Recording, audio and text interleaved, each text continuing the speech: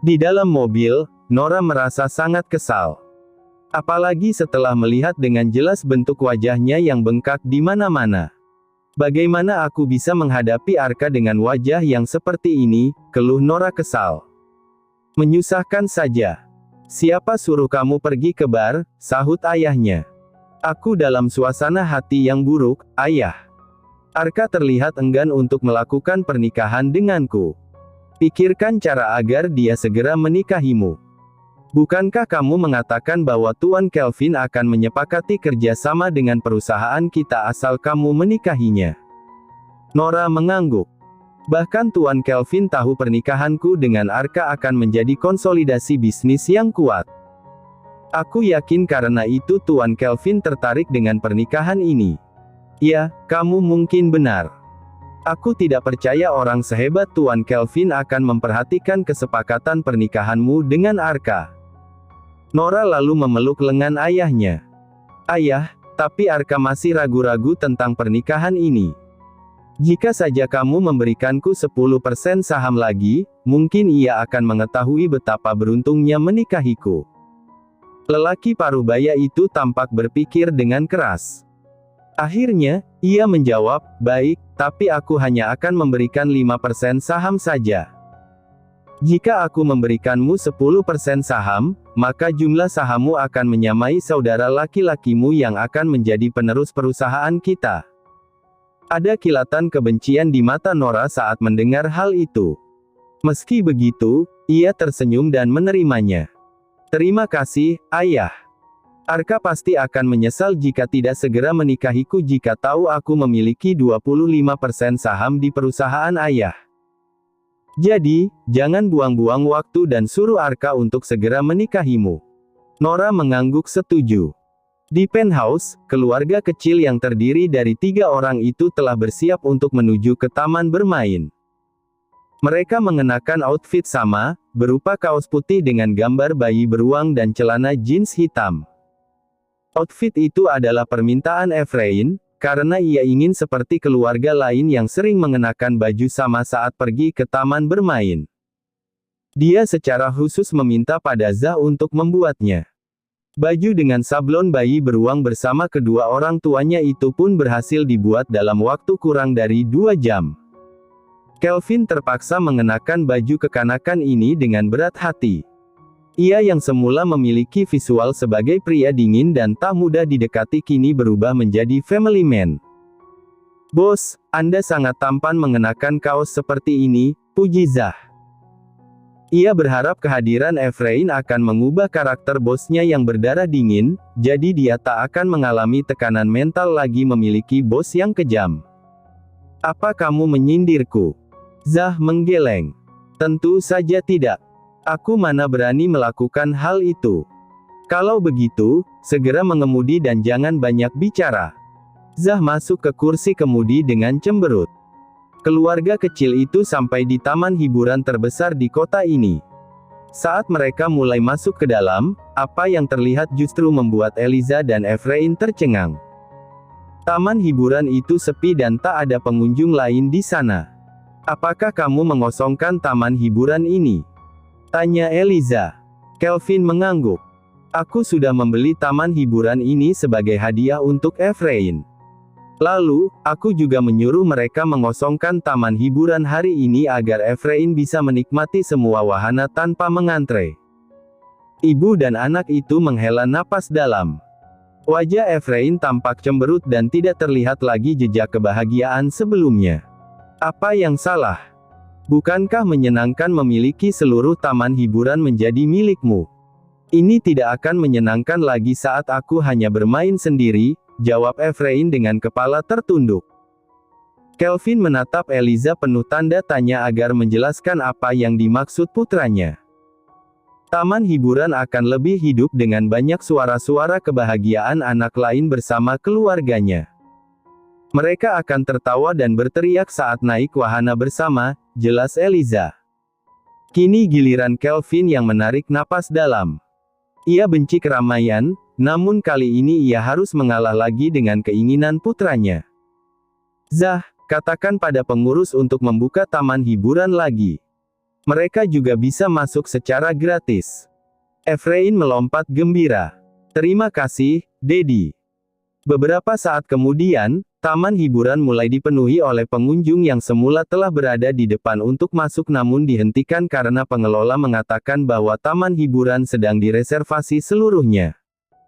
Banyak dari mereka melakukan protes saat anak-anak mereka yang semula telah antusias untuk datang mulai menangis kecewa. Namun, saat pengelola mengumumkan bahwa bos mereka mengizinkan masuk gratis karena ingin menyenangkan putranya, para pengunjung bersorak gembira. Wow, ini menyenangkan. Ada banyak teman, sorak Efrain saat banyak keluarga lain mulai masuk.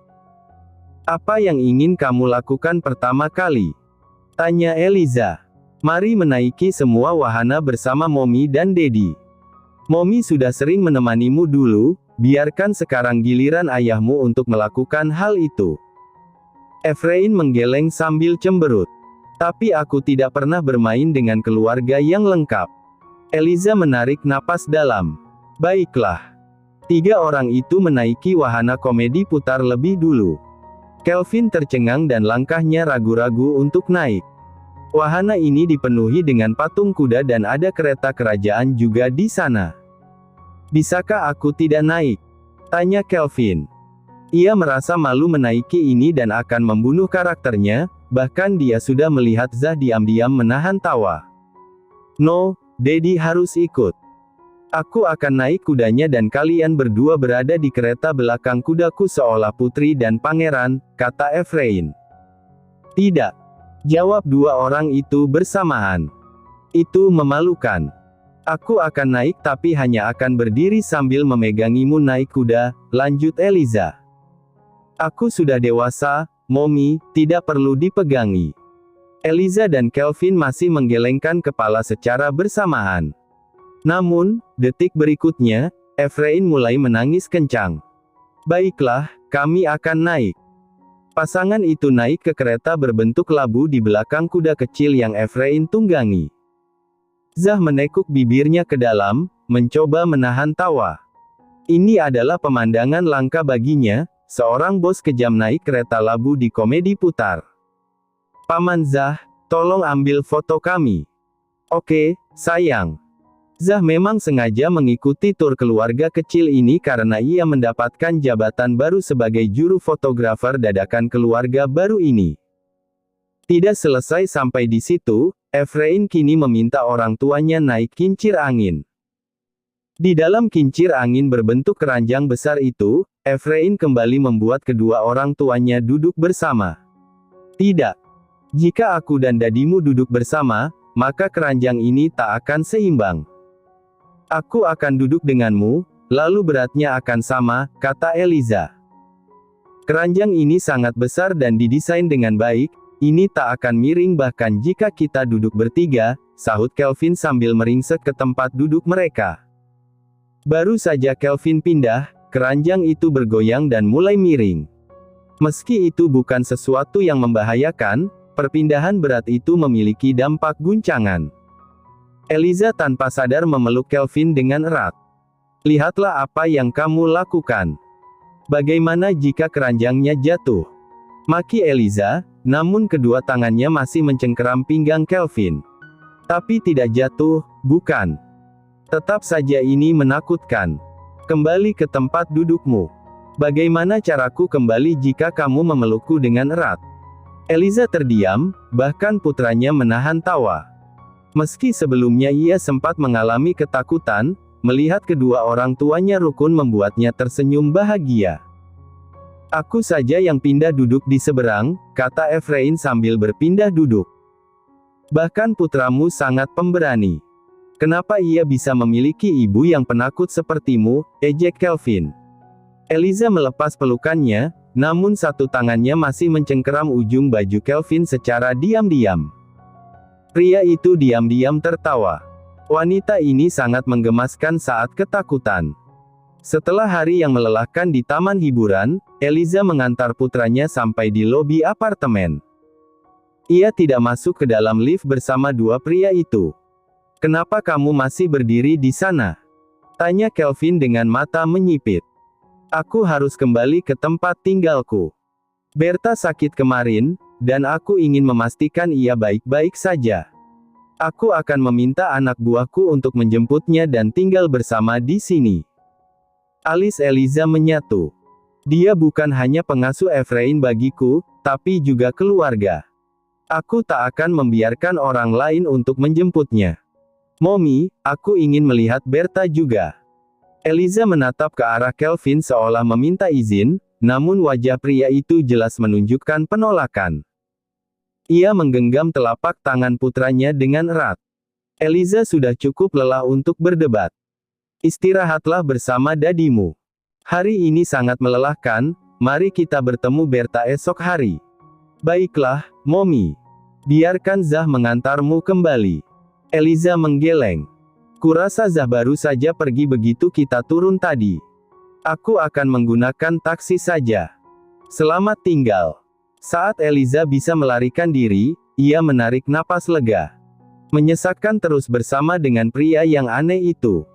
Setengah jam kemudian, Eliza kembali ke rumahnya. Begitu mendengar pintu dibuka, Berta segera menghampiri Eliza. Ia merindukan Efrain. Rumah menjadi sepi tanpa beruang kecil yang selalu berlarian di dalam rumah. Di mana Little Bear?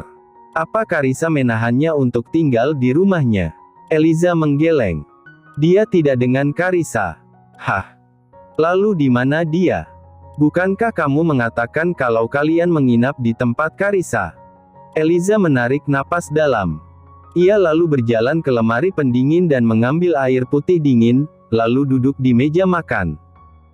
Berta menunggu Eliza selesai minum untuk menjelaskan apa yang terjadi.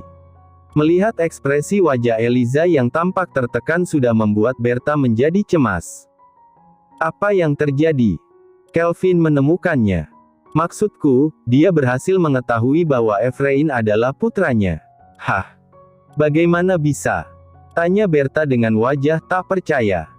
Eliza lalu menceritakan semua kejadian pada Berta. Wanita parubaya itu memiliki ekspresi wajah yang kompleks. Dia tahu Efrain bahagia bertemu dengan ayahnya, namun bocah kecil itu tak akan tahu bahwa kemungkinan ia bisa kehilangan ibunya jika Kelvin merebut hak asuh. Ini semua salahku. Jika aku tidak sakit, maka kalian tak akan pergi ke restoran untuk makan malam.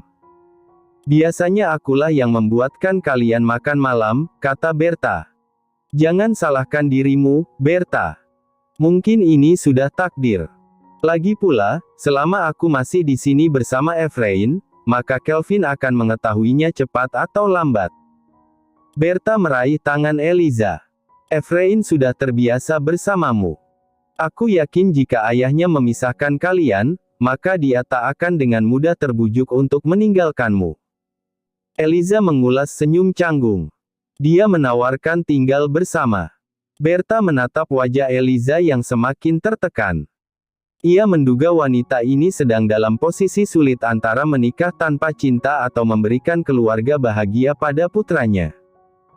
Eliza, jika kamu tidak mencintainya, maka jangan mengorbankan seluruh kehidupanmu hanya untuk membuatkan keluarga sempurna untuk anakmu sementara kamu tidak bahagia. Eliza tersenyum canggung. Dia terlalu malu untuk mengatakan bahwa Kelvin bahkan tidak menjanjikan pernikahan dengan dirinya. Berta, aku lapar, kata Eliza mengalihkan pembicaraan. Aku sudah memasak tadi, lalu menunggu kalian pulang. Sekarang aku akan memanaskan kembali masakan untukmu. Eliza memeluk Berta dari belakang ketika ia baru saja akan ke dapur. Berta, memilikimu di sisiku seperti aku memiliki ibu kandung. Apakah kamu sengaja mengeluarkan kata manis itu agar tidak membayar gajiku? Tanya Berta bercanda. Hahaha. Tidak bisakah kamu pura-pura tersentuh? Pagi hari, Eliza masuk ke toko untuk membeli minuman sebelum berangkat kerja. Namun, ketika ia keluar, Arka sudah berdiri di hadapannya. Apa yang kamu lakukan? Tanya Eliza ketika Arka menghalangi jalannya. Eliza, apakah kamu baik-baik saja? Tangan Arka tanpa sadar akan menyentuh pipi tempat di mana Eliza ditampar 2 hari lalu. Eliza mundur, membuat tangan Arka mengambang di udara. Arka, tolong jaga perilakumu atau aku akan mendapatkan tamparan lagi dari tunanganmu. Maafkan aku. Eliza, sebenarnya aku dan Nora hanya terlibat pertunangan karena bisnis. Pertunangan kami akan memudahkanku untuk menancapkan fondasi di Canberra. Tapi, jika kamu mau kembali denganku, maka aku tak akan lagi tertarik dengan bisnis di sini. Mari kita kembali ke Sydney dan mulai semua dari awal. Eliza menggeleng. Arka, kamu tidak melakukan ini murni karena cinta, bukan? Apakah ini ada kaitannya dengan saham yang aku miliki di perusahaanmu? Duar. Arka seketika tertegun mendengar apa yang baru saja Eliza katakan. Tentu saja tidak, aku tulus ingin kembali padamu. Eliza menggeleng. Kau tidak tulus padaku. Jika kamu tulus, maka kamu tak akan menggelapkan semua uang bagi hasil dari saham yang kumiliki di perusahaanmu. Nomor rekeningku yang terkoneksi dengan saham itu masih sama. Saat aku mengeceknya, sama sekali tidak ada transaksi masuk dari laba sahamku. Arka mulai gugup dan punggungnya berkeringat dingin saat ia mencari alasan yang masuk akal. Aku takut, jika aku mengirimnya, kamu tak akan pernah datang padaku lagi untuk menanyakannya. Selama ini aku terus mencarimu, aku bahkan berharap kamu kehabisan uang dan datang padaku meminta uang itu. Sekarang aku sudah di sini, jadi bisakah kamu mengembalikan apa yang seharusnya menjadi hakku? Arka kembali tercengang sekali lagi dengan rona wajah yang terdistorsi. Tentu saja aku akan mengembalikannya padamu, tapi beri aku waktu. Aku akan memberikanmu waktu dengan syarat selagi kamu belum bisa mengembalikannya, tolong menjauh dariku. Eliza merasa sangat kecewa dengan Arka. Ia tahu dari jawaban Arka yang meminta waktu, maka itu berarti uangnya telah digunakan untuk hal lain tanpa seizinnya. Harusnya, jika Arka tulus padanya dan memiliki belas kasihan, maka pria ini tak akan melakukan hal itu tanpa persetujuannya. Eliza, kenapa kamu mengatakan hal itu? Aku tidak bisa berhenti memikirkan dirimu, jadi aku tidak bisa menjauh darimu. Bagi Arka, jika Eliza menjauh darinya, maka ia tak akan memiliki kesempatan untuk memenangkan wanita ini kembali. Ini bukan hanya tentang cinta, tapi Eliza adalah pemegang saham terbesar di perusahaannya sekarang. Tidak, aku tidak percaya kamu memikirkanku. Jika kamu memikirkanku, maka kamu akan mentransfer uang itu ke rekeningku karena kamu seharusnya mengkhawatirkan bagaimana aku bisa hidup dengan baik selama di luar negeri. Tentang apakah aku kekurangan uang atau hidup dengan layak. Eliza sebenarnya telah kehilangan rekening itu dan baru-baru ini mengurus kembali kartu ATM dan tabungannya saat kembali ke Australia. Ia menduga akan mendapatkan pembagian yang layak, tapi ternyata yang ia lihat hanya angka 0 di dalamnya. Di luar negeri, Zachary telah membantunya dengan baik, dari wanita pengangguran yang kemudian memiliki pekerjaan layak hingga ia lupa memiliki sumber keuangan lain. Tidak. Kamu pasti salah paham padaku. Arka, aku tidak tahu mulai kapan kamu berubah. Tapi aku harap kamu masih pria yang bertanggung jawab. Setelah mengatakan hal itu, Eliza pergi menghentikan taksi dan masuk ke dalamnya.